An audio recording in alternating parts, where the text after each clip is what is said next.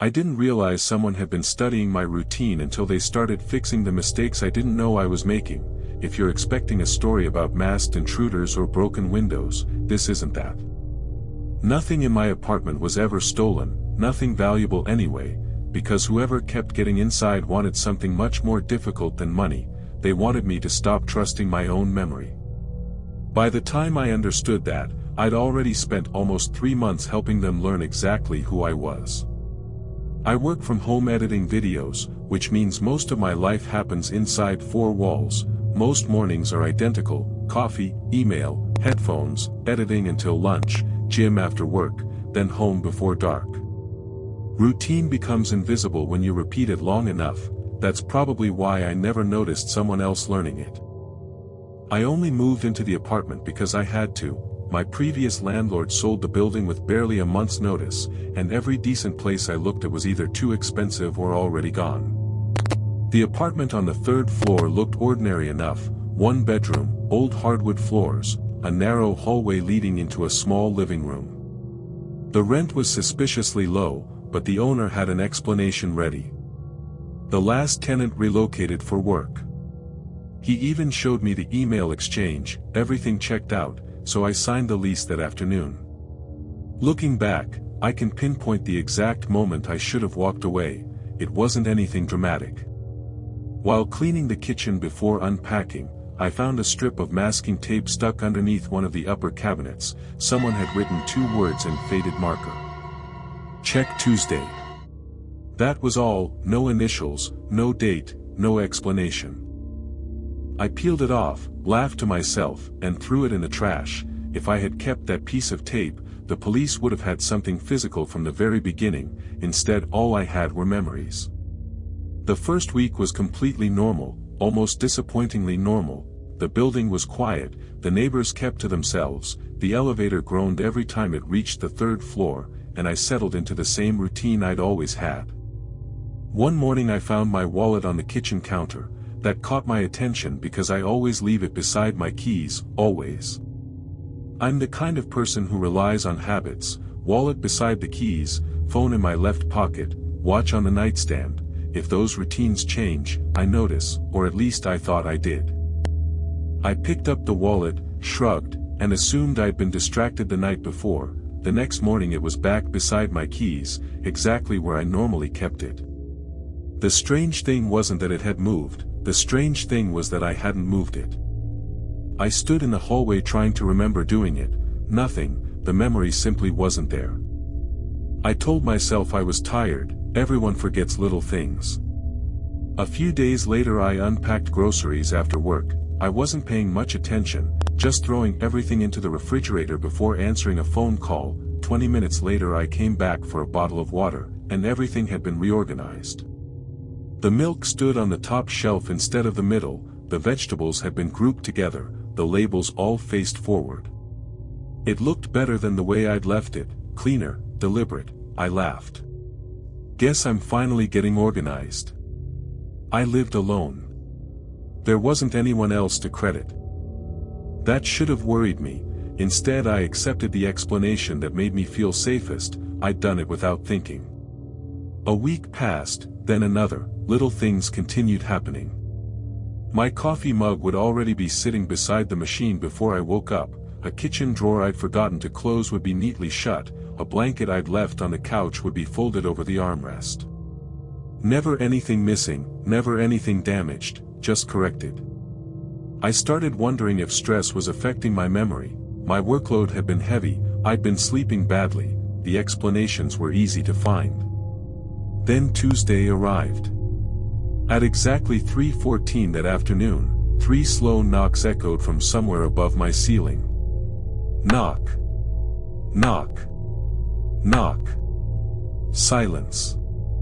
I looked up instinctively. The apartment above mine was supposed to be vacant. The landlord had mentioned renovations.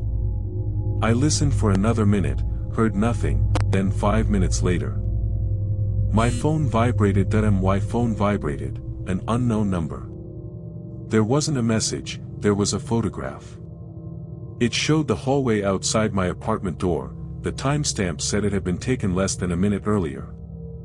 I opened the door immediately. The hallway was empty. I checked both stairwells, the elevator, even the lobby, no one. By the time I returned upstairs, my apartment door was closed. I was almost certain I'd left it standing open. Almost. That word became dangerous. Almost, maybe, probably, those little doubts stacked on top of each other until they became something much heavier. That night, before going to bed, I photographed every room in the apartment, not because I thought someone was breaking in, because I wanted proof that I wasn't imagining things. I didn't realize I was collecting evidence. I thought I was reassuring myself. I couldn't have been more wrong. The next morning I opened the photos before I even made coffee: kitchen, living room, bathroom, bedroom. At first everything matched, same furniture, same lighting, same shadows. I was about to close the gallery when I noticed something so small I almost missed it. The chair beside my desk had moved. Not much, maybe 3 inches, just enough that one leg no longer lined up with a knot in the hardwood floor. I looked up from my phone. The chair was exactly where the new photo showed it. I looked back at the image from the night before. It had definitely been farther in. I walked over and pushed it back against the desk, then stopped. What was I doing? If I moved it now, I had no proof it had ever changed. I pulled out my phone and took another picture, then another from a different angle. If something moved again, I'd have timestamps, real ones. For the first time since moving in, I wasn't trying to convince myself everything was fine. I was trying to catch whatever wasn't. Over the next week I started setting tiny traps, nothing dramatic. I balanced a coin on top of the bedroom door, placed a pencil exactly across the edge of my desk drawer, folded one corner of the bath mat underneath itself, even drew a tiny pencil mark beneath one of the kitchen cabinet handles where nobody would ever notice it. Every night I photographed everything. Every morning I compared it. Most mornings, nothing. Then Friday came. The coin was still balanced, the pencil hadn't moved, the bath mat was exactly the same. I almost laughed at myself. Then I checked the cabinet handle. The pencil mark was gone. Not smudged, gone. Someone had cleaned the handle. I rubbed my thumb across it. The wood felt slightly damp, freshly wiped. Whoever had done it hadn't noticed the mark. They'd removed it by accident. That single missing line disturbed me more than anything else. It meant someone wasn't just entering my apartment, they were touching things for reasons I couldn't understand. That afternoon I skipped the gym and bought 4 small indoor security cameras, nothing expensive, just enough to cover every room. I installed them before sunset. One app, cloud backup, motion alerts. If anyone came inside, I'd know. The first night nothing happened. The second night I woke up to 3 notifications. Motion detected, living room. I opened the first clip, empty room, no movement. The second clip, kitchen, empty. The third clip, hallway, also empty. The motion sensor had triggered, but there was nothing there. The next morning I called customer support. The representative blamed insects, changes in lighting, software sensitivity. I accepted the explanation because it was easier than the alternative. Then she asked a question that made me pause. Are all 4 cameras losing connection at the same time? I frowned. What do you mean? We're seeing synchronization gaps. What gaps? There are 43 minutes missing from every camera. I felt my stomach tighten. I haven't deleted anything. I know, according to our logs, the recordings were never uploaded. When? She gave me the time. 3:14 a.m. I drove home from the cafe where I'd taken the call. The apartment looked untouched, the cameras were still mounted, the front door was still locked. Inside, everything seemed normal. Until I reached the kitchen. A clean white envelope rested beside the coffee machine, no stamp, no address, just my apartment number written in neat block letters. 3B. Inside was a single sheet of paper, No fingerprints, no signature, just one sentence. You missed one camera. I didn't breathe for what felt like several seconds, then I looked around the apartment, every bookshelf, every smoke detector, every air vent, every corner where a lens could hide. I found nothing. That evening I called the police. The responding officer listened patiently while I explained everything, the moved objects, the missing recordings, the note. He walked through the apartment without interrupting, checking every room, every window, every lock. When he finished, he leaned against the kitchen counter. Has anything been stolen? No. Has anyone threatened you? No. Any signs of forced entry? No. He wasn't dismissive, just practical. I'll file the report, but right now we don't have much to investigate. As he reached the door, he stopped. You said whoever's doing this keeps correcting things? Yeah. He nodded once. Don't correct anything tonight. I frowned. What? If something changes, leave it exactly as you find it. After he left, I did exactly that. I didn't straighten the blanket, I didn't wash the mug in the sink, I didn't push the chair back against the desk. For the first time since moving in, I stopped putting my apartment back the way I liked it. Around midnight my younger sister called. We usually talked every Sunday, but she'd gotten a promotion and couldn't wait to tell me. She was excited. I tried to sound excited too. Halfway through the conversation she stopped talking. Are you okay? I'm fine. You don't sound fine. Just tired. You've been saying that for weeks. While she was speaking, I looked toward the bedroom. The door was moving. Not slamming. Not creaking.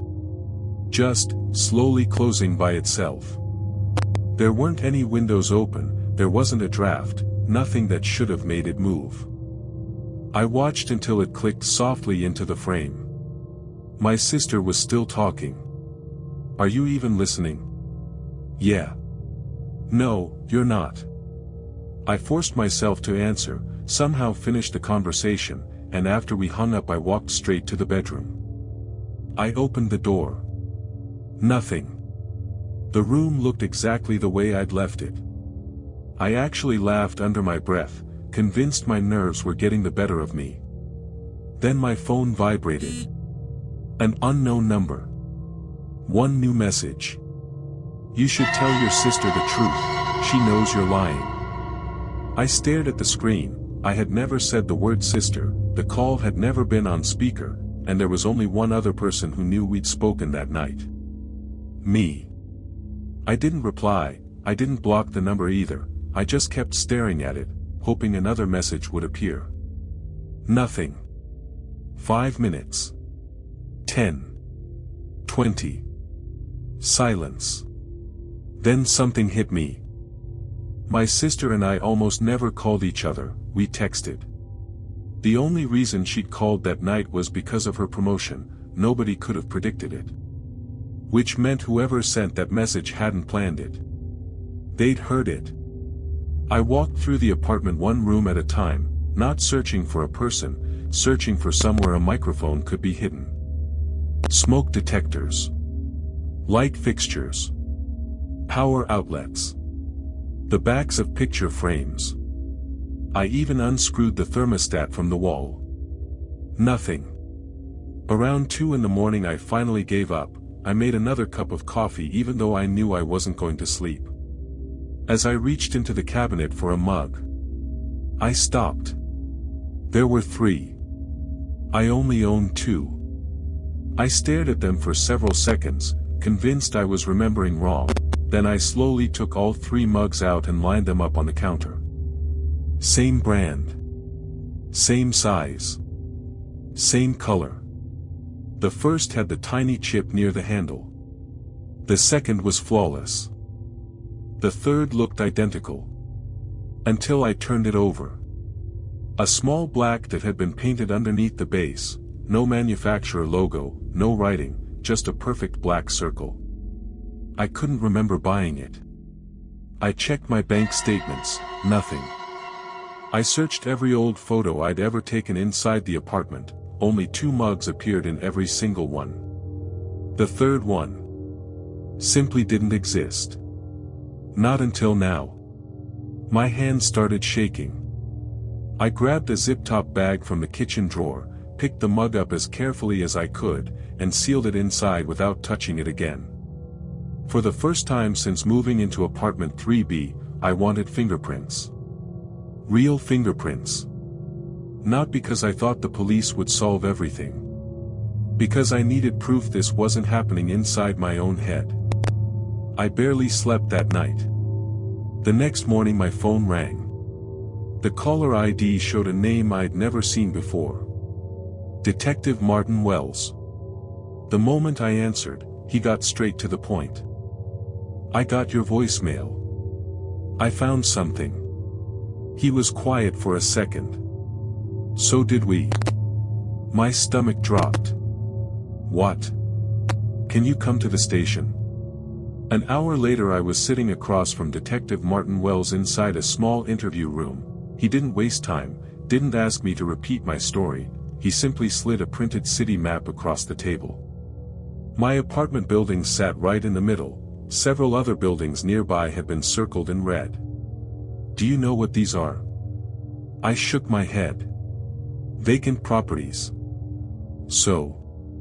They've all had reports over the last 6 years." I leaned forward. "What kind of reports?" He opened a thick folder. "No forced entry. No theft. No vandalism." He paused. "Just, people insisting someone had been inside without taking anything." My mouth went dry. "How many?" He looked down at the file. 9. I frowned. 9. He nodded. "You're the 10th. He let those words hang between us. I couldn't stop looking at the map, 10 different buildings, 10 different people, all describing almost the same impossible thing. What happened to the others? Most moved. And the rest? They stopped calling. What does that mean? They withdrew every report. Why? They said they'd made a mistake. You believe them? He looked directly at me. No. He reached into another folder and placed a photograph on the table. It showed the inside of another apartment.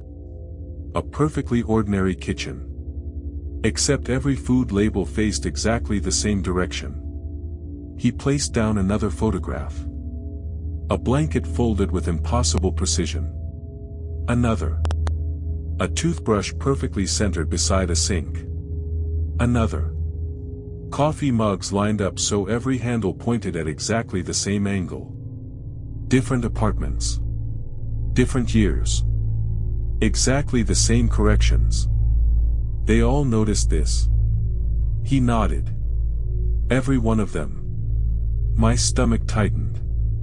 So whoever's doing this has been doing it for years. Neither of us spoke for several seconds. Then, as I gathered the photographs, one slipped free from the stack. It wasn't another apartment. It was a hallway security image. Grainy. Black and white. A man stood with his back to the camera, average height, dark hoodie, baseball cap, hands inside his pockets. He wasn't walking. He wasn't opening a door. He was simply standing there. I looked up. What am I looking at? The timestamp. I lowered my eyes to the bottom corner of the photograph. Tuesday. 3:14 a.m. Every hair on my arm stood up. It always happens at 3:14. We don't know. Then why show me this? Because. He paused. The camera only recorded one frame. I frowned. One frame.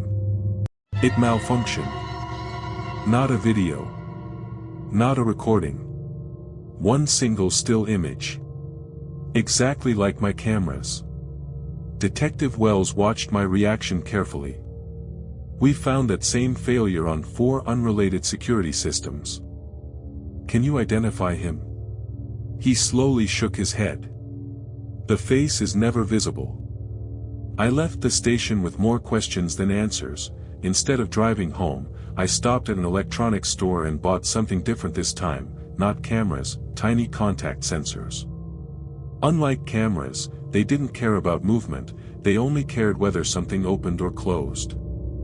I attached one to the front door, one to every window, one to the bedroom closet, and one to the attic hatch above the hallway, even though the landlord insisted it hadn't been opened in years.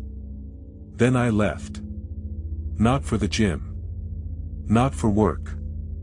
I parked half a mile away where nobody could see my building. If someone entered, I'd receive an alert immediately. An hour passed. Nothing. Then another. Nothing. I started wondering if I'd wasted my money. Around 6 that evening. My phone vibrated. Bedroom closet opened. I was already starting the car before the notification finished appearing. The drive back took less than 5 minutes, but it felt much longer. Every red light seemed to last forever. Every slow driver felt intentional. By the time I reached the building, my heart was pounding. I ran through the front entrance, took the stairs 2 at a time, and stopped outside apartment 3B. The hallway was silent. No voices. No footsteps. Nothing. I unlocked the door as quietly as I could and stepped inside. Everything looked normal. The living room. The kitchen. The hallway. Nothing appeared out of place. Then I looked toward the bedroom. The closet door was closed. I opened the app again. Bedroom closet. Opened, 5:42 p.m. Duration, 3 seconds. The sensor hadn't malfunctioned. The green status light was still blinking. It had definitely been triggered. I checked the front door sensor. Nothing. Every window. Nothing. The attic hatch. Nothing. Only the closet. I walked toward it slowly, trying to convince myself there had to be another explanation. Maybe the adhesive had shifted, maybe the battery was dying, maybe. No. The sensor was working perfectly. I wrapped my hand around the closet handle. For some reason, it wouldn't stop shaking. I counted to 3, then pulled the door open. Nothing. Just clothes hanging exactly where I'd left them, shoes lined neatly across the floor, and a few storage boxes stacked against the back wall. I didn't feel relieved. I felt worse. Because the notification was real. Something had opened that door. I pulled every box out, one after another, winter clothes, old tax documents, an unused suitcase, everything. Nothing. I was about to give up when something caught my eye. One corner of the carpet wasn't sitting flat. It wasn't obvious. Just enough to look wrong. I knelt down and lifted it carefully. Underneath wasn't concrete. It was unfinished wood. At first it looked completely ordinary. Then I saw it. Someone had cut a perfect square into the floorboards years ago. The seams were so precise they almost disappeared unless the light hit them at exactly the right angle. My pulse started racing. There wasn't a handle. No hinges. Nothing except a tiny gap along one edge. I ran into the kitchen. Grabbed a butter knife, slid the tip into the seam, and gently lifted. For a second. Nothing happened. Then the panel came free. Slowly. Silently. There was a shallow compartment underneath. It wasn't full of money. It wasn't hiding a weapon. There wasn't a diary. There was only one thing inside. A single folded grocery receipt. I stared at it for several seconds. A single folded grocery receipt, placed perfectly in the center of the compartment, almost as if someone wanted to make sure I'd find it. I picked it up carefully. The paper felt old. The edges were worn. The fold lines had softened with age. Whatever this was, it had been hidden there for a long time. Long before I moved into apartment 3B. I unfolded it slowly. At first it looked completely ordinary, just another grocery receipt from an average supermarket. Milk, bread, coffee, eggs, laundry detergent. Nothing unusual. Then I reached the bottom. Just beneath the total, written in blue ink that definitely wasn't part of the original receipt, was a single sentence. He still buys the same coffee. I read it once. Then again. Then a third time. It wasn't the handwriting that scared me, it was what the sentence meant. Someone hadn't just entered my apartment, someone had been watching me long enough to know I always bought the same brand of coffee. I turned the receipt over, hoping there'd be something else.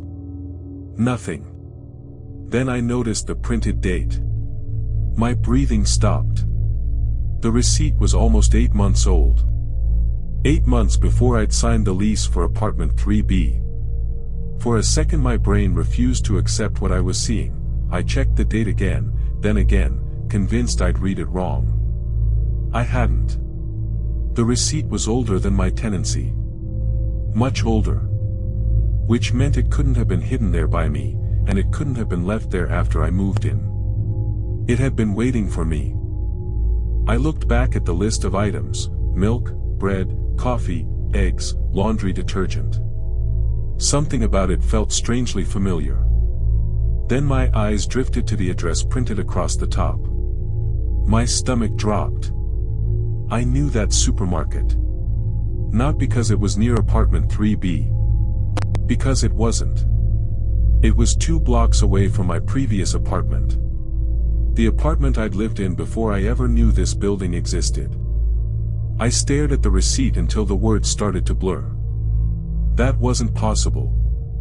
There was no reason anyone connected to this apartment should know where I'd lived before, no reason they should know where I bought groceries, no reason they should know I always bought the same coffee. Then it finally hit me.